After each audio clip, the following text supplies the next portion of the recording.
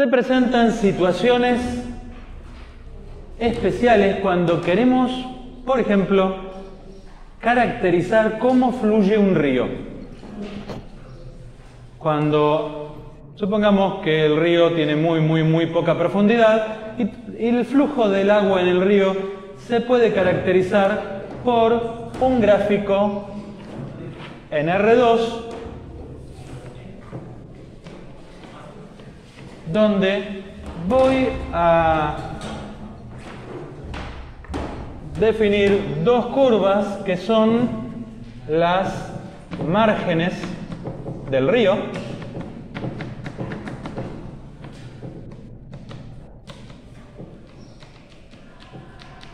El río fluye entre esas dos líneas amarillas y en cada punto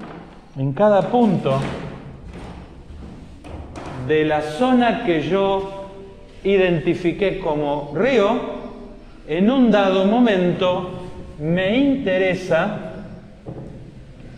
su vector velocidad. Caso 1. Muchas veces en ingeniería aparecen también situaciones parecidas cuando yo quiero asignar un vector fuerza, tensiones, llamadas fuerzas, a cada punto de una estructura sólida. Entonces, en cada punto, nuevamente aparece una idea similar a esta. Tengo un sólido en R3, y dentro de ese sólido, en cada punto, aparece una cantidad de interés de la ingeniería, ¿sí? Tensión o fuerza. ¿Se entiende lo que está pasando? A cada punto del espacio R3 le asigno un vector, ¿sí? Bueno, ya hemos trabajado con situaciones similares,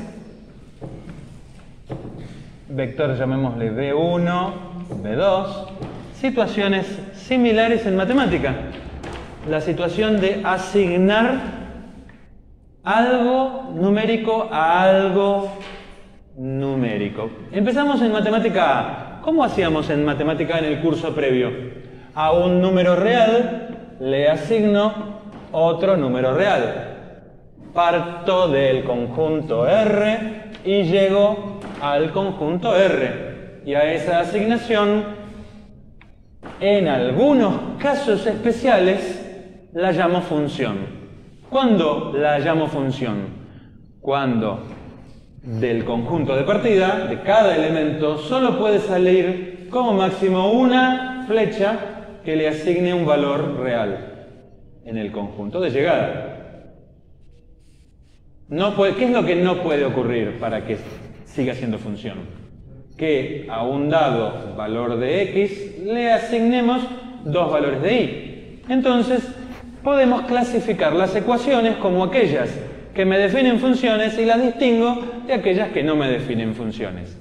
Ejemplo, y igual x cuadrado me define a y como función de x. Pero y cuadrado igual x no me define a y como función de x.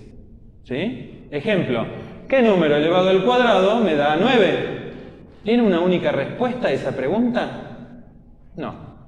Esta ecuación no me define a y como función de x. La de arriba sí. ¿Por qué? Porque cuando yo pregunto ¿cuál es el cuadrado de 5? La respuesta es la única, la que me da la calculadora. Es 25, no hay otro número. ¿Se entiende la diferencia entre estas dos ecuaciones? Cuando yo lo que pregunto es ¿define a y como función de x? ¿Está? Bien.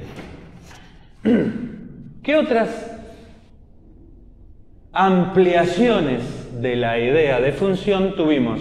En el curso previo apareció la idea de función a valor vectorial. ¿Qué es lo que está haciendo una función a valor vectorial? Toma un valor en el dominio que puede ser un valor cualquiera real o un subconjunto de los valores reales y le asigna un vector, que en R2 será un vector de dos componentes, algo por acá, o en R3 será un vector de tres componentes, algo por acá y algo por acá. ¿Está? ¿Qué es lo que acabamos de hacer en el pizarrón al principio de esta clase? Refrescar que había funciones a valores vectoriales. Luego, más adelante, aparece una nueva reencarnación en el curso previo de la idea de función. ¿Cuál es? Bueno, que hay algo denominado funciones de varias variables. ¿Qué quiere decir? Que, por ejemplo, a un elemento de R2, un par ordenado de valores reales, le asigno un único valor real. Y a esto, en algunos casos, lo denominamos función de dos variables. Nuevamente, ¿qué tiene que pasar para que esto sea una función a valores vectoriales? Para que esto sea una función de dos variables o para que esto sea una función de tres variables. ¿Qué tiene que pasar? Tiene que pasar que para cada elemento en el dominio el valor que f le asigna sea único. No puedo asignarle a un dado elemento del dominio dos diferentes valores reales al mismo tiempo. Si no, no es función. Entonces, en varios casos tenemos una ampliación del concepto de función. Vamos acá. Estoy en el río, le saco una foto. Pregunta. Mido con un instrumento el vector velocidad de la corriente del río en un punto dado. ¿Puede ser que en el mismo momento, en el mismo punto, el vector velocidad sean dos vectores diferentes? Por ejemplo, que el río fluya hacia allá y a la vez fluya hacia allá. No puede ocurrir. Nuestra intuición física nos dice que esto no puede ocurrir. No. Nos dice que el vector velocidad en un dado momento, en un punto dado del flujo del río, es único. También pasa, lo pueden ver estos mapas de flechitas, donde para cada punto la flecha es única. Lo pueden ver, por ejemplo, en algunos sitios meteorológicos. Es un problema similar, es el flujo del viento, del aire, el viento, en la superficie de la Tierra, te lo representan con flechitas.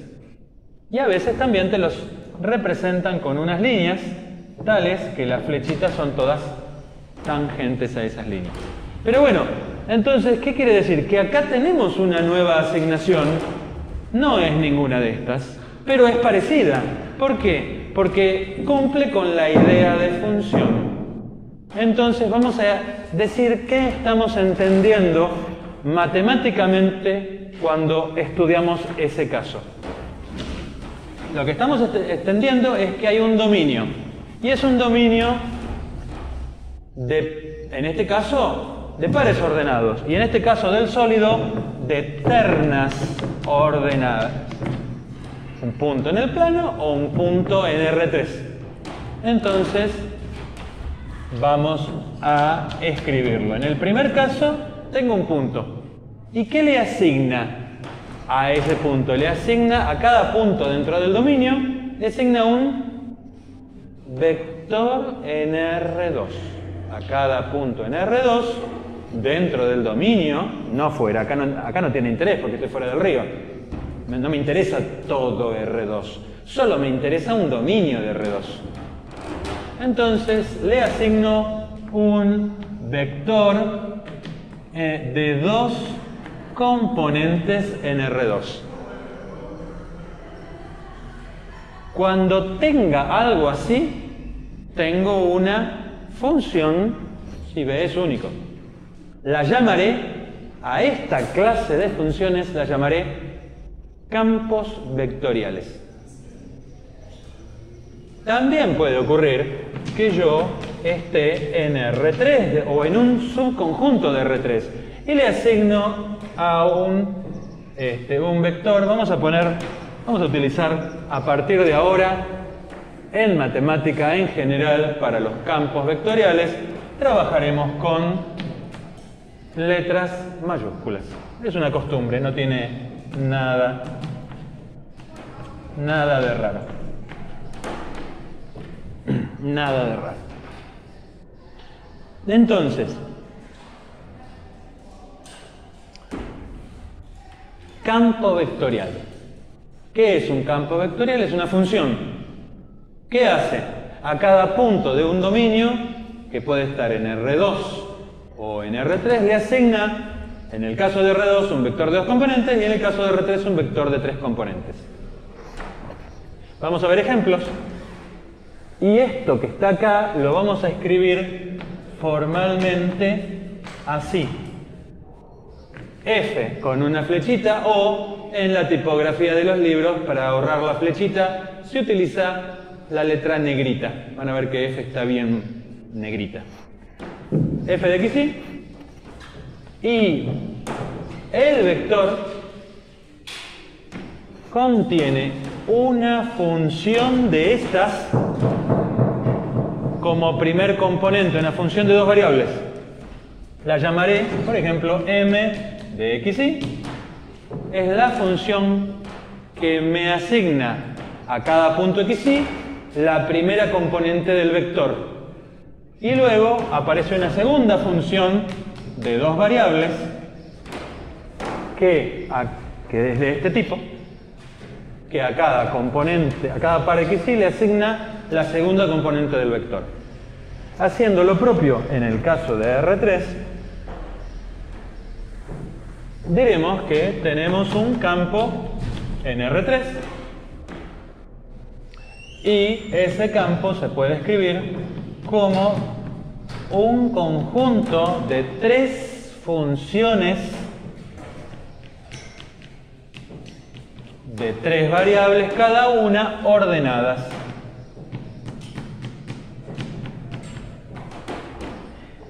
Muchas veces no me interesa todo R2, solo me interesa un subconjunto de R2. Muchas veces no me interesa todo R3, me interesa un subconjunto de R3. El dominio del campo vectorial. Y ustedes por ahí se acordarán de que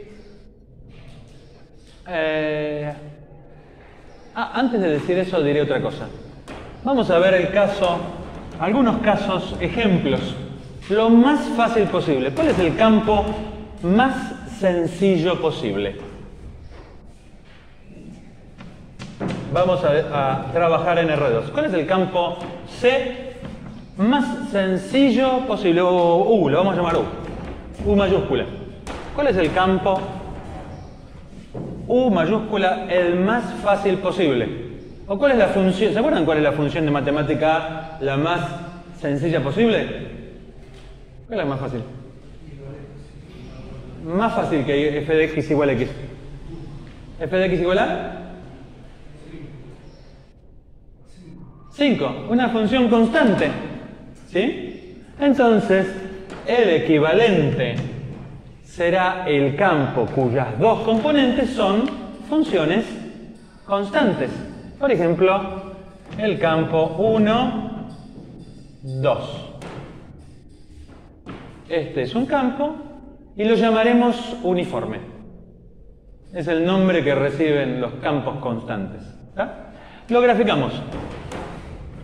El punto en el 0, 0 voy a graficar una flecha 1, 2. En esto de acá, todos son y flechas 1, 2. En donde estés, dibujarás la misma flecha. No dibujo todas las flechas de todos los infinitos puntos, primero porque no puedo y segundo porque pintaría todo el plano XY. No tiene sentido. Solo dibujo algunas para darme la idea de que es un campo. Si fuera esto el viento, significa que en toda esta región geográfica el viento sopla de igual manera, desde el mismo cuadrante y con la misma intensidad. ¿Se ve esto? Si fuera viento. Si fuera fluido, quiere decir que el agua fluiría, o el aceite, o lo que esté fluyendo, el fluido fluiría todo en la misma dirección y con la misma intensidad. Segundo ejemplo que me interesa, el campo E. El campo E es el campo cuya primera componente, m de xy, es la función x. Y la segunda componente, n de xy, es la función y. Quiero graficarlo, vamos a graficar esto. Entonces, lo voy a graficar en color amarillito, el campo E. Quiero saber cómo se grafica esto. Bueno, en 0, 0, en el punto 0, 0, le asigno el vector 0, 0, es nulo. Ok. En el punto 1, 0, le asigno el vector 1, 0. A partir de acá voy a dibujar una flecha, 1 en X y 0 en Y. ¿Está bien? Me moví 1 en X y 0 en Y. Ahora estoy en este otro punto. ¿Qué coordenadas tiene este punto? ¿Qué coordenadas tiene este punto? 0, 1, sí señor. Y en el 0, 1, ¿qué vector le tengo que asignar? 0, 1, claro que sí, ¿no? Me están mirando como diciendo, ¿pero qué estás diciendo, profe? Bueno, en este vector, en este punto, menos 1, 0. Menos 1, 0. Acá, 0, menos 1. Son todas estas 4 flechas de longitud 1. ¿Está? Ahora me voy al punto este, 1, 1. Dibujo 1, 1.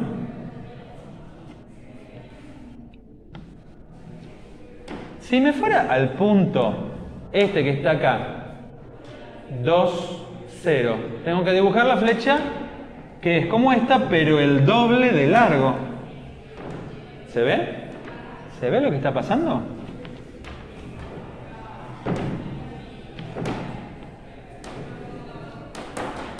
Es un campo que podría representar, por ejemplo, una explosión. ¿Sí? Pero es un poco raro para una explosión, porque la explosión es más intensa en el centro y no afuera. Entonces no es una buena. Lo que tiene de particular es que las flechas todas parecen escapar del origen. ¿Se ve? Es radial. Diremos que el campo es radial, porque va en la dirección como del radio de una circunferencia. Otra visualización que es mejor es pensar que este es el campo de fuerzas contra un resorte atado en el origen. ¿Se acuerdan de la ley de Hooke? ¿Alguno se acuerda? Que cuando yo estiro una cantidad, la fuerza es tal, pero si estiro el doble, dentro del límite elástico la fuerza es el doble. Entonces podría representarlo así. Hay un resorte acá y esta es la fuerza contra un resorte dentro del límite elástico. La fuerza necesaria para estirar un resorte, no la fuerza del resorte, porque la fuerza que ejerce el resorte por acción y reacción es la otra, la opuesta. ¿Está? Entonces, esta no es la fuerza restauradora del resorte, sino la fuerza para estirar un resorte. ¿Estamos con esto? Lo estiro para allá, la fuerza necesita ir siempre en la dirección radial. Tercer ejemplo. Vamos a hacer otro ejemplo. Este campo, mirá cómo te lo grafico. Menos i, x. La primera función m es menos i. Y la segunda función n es x. Bueno, quiero graficarlo a este. ¿Cómo sería este campo? Empecemos con lo que es parecido acá. En el 0, 0, ahí no hay ninguna duda. Te lo voy a graficar en color naranja. Empecemos. Si te perdés por ahí, volvé a la escuela y hacete tabla de valores. ¿Se acuerdan de la tabla de valores? Bueno, tabla de valores. X, y acá voy a graficar el campo menos y, X. ¿Estás de acuerdo? Tabla de valores. 1, 0. 0. ¿O no? No. 0, 1. Me equivoqué. ¿Estamos? 1, 0, 0, 1. X vale 0, por lo tanto la segunda componente vale 0. Y vale 1, por lo tanto, menos 1. Menos 1, 0. X vale menos 1, por lo tanto la segunda componente vale menos 1. Y vale 0. 0. ¿Estamos con esto? Sí, seguimos con la tabla de valores. 0 menos 1. X vale 0, la segunda componente vale 0. Y vale... La segunda componente vale menos 1. 1. Y a graficar, se ha dicho, vamos a graficar aquí. Entonces, 1, 0, estoy acá. ¿Qué vector tengo que dibujar? 0, 1. 0 en X, 1 en Y. ¿Estás de acuerdo que este es 0, 1? ¿Estás de acuerdo? 0 en X, 1 en Y. Para allá es X, para arriba es Y. Sigamos. Estoy ahora parado en 0, 1. Estoy acá. Me tengo que mover en X una unidad para el lado opuesto al positivo y nada en Y. ¿Para dónde apunta? Ahora me paro en menos 1, 0.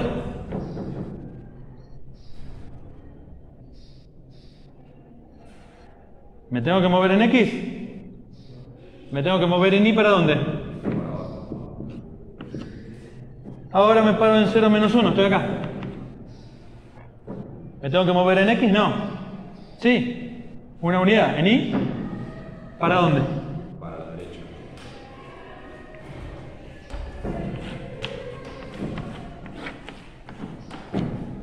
¿Por qué le puse R?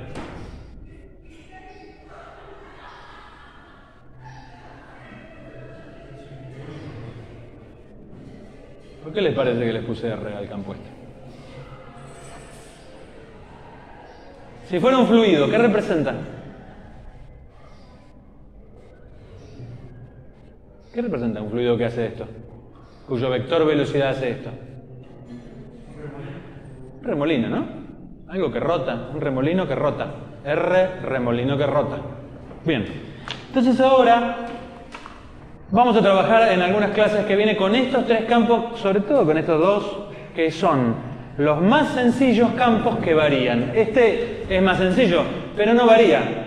Así que no nos va a ser tan útil, porque estos dos nos van a decir muchas cosas de los campos que rotan y los campos que no rotan. Vamos a mirar esto. Pero antes, aquellos que no se acuerden del curso previo, se los recordaré ahora, pero los que se acuerden los felicito por acordarse. Había en el curso previo algo que eran vectores que adentro tenían X e Y, ¿se acuerdan? ¿Cómo se llamaban esos? ¿En qué curso? ¿En qué momento del curso previo aparecían vectores que adentro tenían X e Y? ¿Se acuerdan? ¿No? Capítulo 8 del curso previo. Aparece una cosa llamada... ¿Se acuerdan de esto? ¿Se acuerdan que en el curso previo había funciones de 2 o de 3 variables? Por ejemplo, había una función f de x y vamos a graficarla, a tomar una sencilla, algo, por ejemplo, x al cuadrado más y cuadrado sobre 2. Ok, es un ejemplo. Tomo esto que está acá y en el curso previo podían calcular esto. ¿Y cuánto vale esto? El gradiente de f. Era un vector cuya primera componente era la derivada parcial de f con respecto a x. Y su segunda componente era... ¿Se acuerdan de esto? En R2. En R3 había que agregar derivada parcial de f con respecto a z. ¿Se acuerdan de esto? ¿No? Más o menos. Bueno, el que no se acuerda, la que no se acuerda puede repasar. Y en este caso es fácil calcularlo porque la derivada de esta expresión con respecto a x, ¿cuánto vale?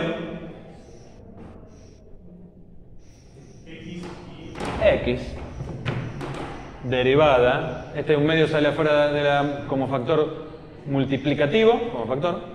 Derivada de x cuadrado más y cuadrado con respecto a x 2x sobre 2x. Ok. Derivada de x cuadrado más y cuadrado sobre 2 con respecto a y vale y.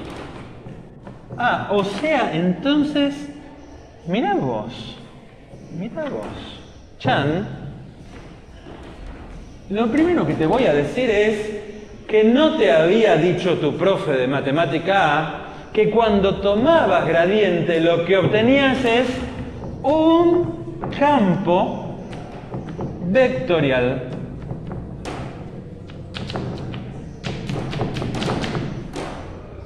¿No te lo dijo? Bueno, te lo digo yo ahora.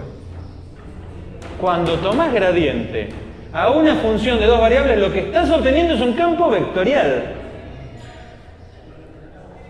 ¿Sí? Si vos podés lograr hacer esto, vamos a ponerle un nombre a este campo vectorial. Todo campo vectorial que puede obtenerse como gradiente de una función lo llamaremos campo vectorial conservativo. El por qué se llama así tiene que ver con algo que inventaron algunos matemáticos y físicos hace 200 años. ¿Qué es lo que se conserva en un campo vectorial conservativo? Bueno, lo vamos a ver luego. Si me olvido de decirlo, háganme acordar. Entonces, pregunta. Ya sé que esto es un campo vectorial, pero ¿cómo sé que es un campo vectorial conservativo? ¿De dónde le viene el adjetivo conservativo? Le viene de que es el gradiente de una f, de una función de dos variables. Cuando te pase esto, vamos a ponerle un nombre a esta de acá. A esta de acá, vuelvo, y a esta de acá, esto es un entonces, la llamaré función potencial, así la llamaré, función potencial de el campo xy. Esta que está acá, es la función potencial. ¿Por qué? Porque si le aplico el gradiente a esta, me da este campo. ¿Y este cómo es? Es un campo conservativo. ¿Por qué? Porque es el gradiente de alguna función potencial. Entonces tenemos una relación entre función potencial y campo. Pero este justo es este, mirá. O sea que acabo de demostrar que E es conservativo. Pregunta, ¿R también lo será? ¿U también lo será? ¿Será el campo conservativo un campo uniforme? Bueno, por prueba y error puedo tomar y decir, mira, yo quiero que 1, 2 sea la derivada de una función potencial. Esto es el campo U. ¿Será U conservativo? ¿Puedo encontrar una función tal que si la derivo me dé 1, 2? ¿Cuál? Tiene que derivarte respecto de x y tiene que dar 1. O sea que lo que digo es, bueno, f tiene que ser algo que sea algo así. La primitiva de 1, si la derivo me da 1. Porque antiderivar es opuesto a derivar. Bueno, la primitiva de 1 es x. O sea que si derivo x me da 1 con respecto a x. ¿Estamos bien? Pero no es todo. ¿Por qué? Porque podría ser que yo tenga una función g minúscula que dependa solo de y. y que si la derivo, se va cuando la derivo con respecto a x. Una función g desconocida. O sea que me queda x más una función que no puede contener a x. Si yo derivo esto con respecto a x me da 1. Perfecto, venimos bien. Ahora lo que quiero es que la derivada con respecto a y de esta propuesta, ¿cuánto me tiene que dar? 2. O sea que, lo calculo, derivada de x con respecto a y, 0. Más derivada de g de y con respecto a y, g' de y. Y me tiene que dar 2. ¿Qué función de y, si la derivo, me da 2? Con respecto a y. 2i, ¿no? Entonces, g de y es 2i. Vuelvo para acá y me da x más 2i. Está claro que si le sumo una constante, también se va al derivar. Chequemos. X más 2i más una constante. Si la derivo con respecto a x, ¿cuánto da? ¿Da 1? Sí, bien. Chequeo. X más 2i más una constante. Si la derivo con respecto a y, ¿me da? Bien. Acabo de demostrar que U es un campo conservativo y que x más 2i más constante es una familia de infinitas funciones potenciales de U. Hay infinitas. En general solo nos interesa una, ¿sí? A veces no les vamos a hinchar mucho con la constante esta. Lo que vamos a hacer simplemente es tomar una de las funciones potenciales. Con esa nos arreglamos. Pero hay infinitas, ¿no? Pregunta. R. ¿Tendrá o no tendrá? ¿Será o no será conservativo? R. ¿Será o no será conservativo? ¿Qué opinan? ¿R será o no será? ¿Qué tengo que hacer para saber si R es conservativo? Tiene que ser... Tengo que encontrarle el potencial. Entonces voy a plantear lo siguiente. R, que es menos i x, quiero que sea el gradiente de una función que no sé cuál es. Quiero encontrarle el potencial. A ver, o sea, derivada de f con respecto a x, derivada de f con respecto a y. Entonces, ¿qué necesito? Bueno, necesito que esto que está aquí y esto que está aquí, ¿cómo tienen que ser? Iguales. Y también necesito que esto que está aquí y esto que está aquí sean iguales. O sea que tengo en realidad un sistema de ecuaciones. Derivada de f con respecto, vamos a ponerlo con código de colores, derivada de f con respecto a x tiene que ser menos i. Y derivada de f con respecto a y tiene que ser x. Voy a calcular la f. Resuelvo la primera igual que lo hice ahí. Entonces, la función f de xy tiene que ser la antiderivada de menos i diferencial de x. Se ve que si yo a esta antiderivada la derivo con respecto a x, como son operaciones opuestas, me da menos i. Pero, como antes me pasó, también puede ser que haya una función g de i. ¿Sí? Esto es fácil de calcular. Menos ix más g de i. Fíjense, chequemos de vuelta. Derivo esto, ¿me da? Con respecto a x, ¿me da? Derivo esto con respecto a x, ¿me da? Perfecto, venimos bien. Ya tenemos una parte de la f que cumple la primera ecuación. Pero no es suficiente, tiene que cumplirse la segunda. Sigo buscando la f.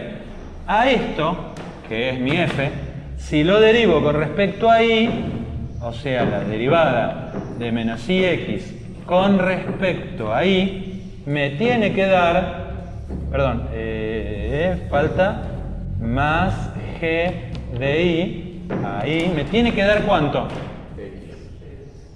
X. Ok, tengo que resolver esta ecuación. ¿Está bien lo que dije? Derivo menos ix con respecto a y me da menos x. Pero acuérdense que g de i, acuérdense, no sigo, esperen, esto, para que funcione la de arriba, no contiene la variable o no depende la variable x. ¿Están de acuerdo con esto? Porque si la contuviera, la derivada no me daría 0. ¿Estamos? Ok. Menos x, derivo con respecto a i menos x. Más derivada de g de i con respecto a i, como lo hice acá, ¿cuánto me da? No la conozco, la estoy queriendo calcular. La dejo expresada, porque la estoy queriendo calcular. Y me tiene que dar x. ¿Estamos con esto? Ok. G' de i me da, esto lo paso para allá, 2x. Y ahora, miren, qué maravilla. ¿Será posible que la derivada con respecto a i de una función que no contiene la variable x mágicamente sea 2x? Absurdo. Esto es absurdo. Es imposible. No, imposible. ¿Por qué ocurrió algo? Es como tratar de dividir por 0. ¿Por qué ocurre algo que no es posible? Porque nosotros estamos exigiendo dos condiciones que no pueden cumplirse al mismo tiempo. Es como que busques un número más grande que 10 y más chico que 0. ¿Hay algún número real más grande que 10 y más chico que 0? No hay. ¿Hay alguna función que cumpla estas dos condiciones? No hay. Por lo tanto, R no tiene función potencial. Y además, R no es conservativo. De los tres ejemplos tenemos, el primer ejemplo es el campo E, que es conservativo y su función potencial es esta, una cuadrática. Tenemos el campo uniforme, que es conservativo y su función potencial es la lineal. Está bien, ¿no? Porque el potencial lo tengo que derivar. Si quiero que una derivada me dé constante, él tiene que ser lineal, grado 1. Si quiero que me dé lineal, tiene que ser cuadrático, venimos bien. Pero tenemos el otro ejemplo, que es R, que no admite función potencial. Y esto es muy importante, nos lo vamos a acordar. Este campo es no conservativo. Y vamos a volver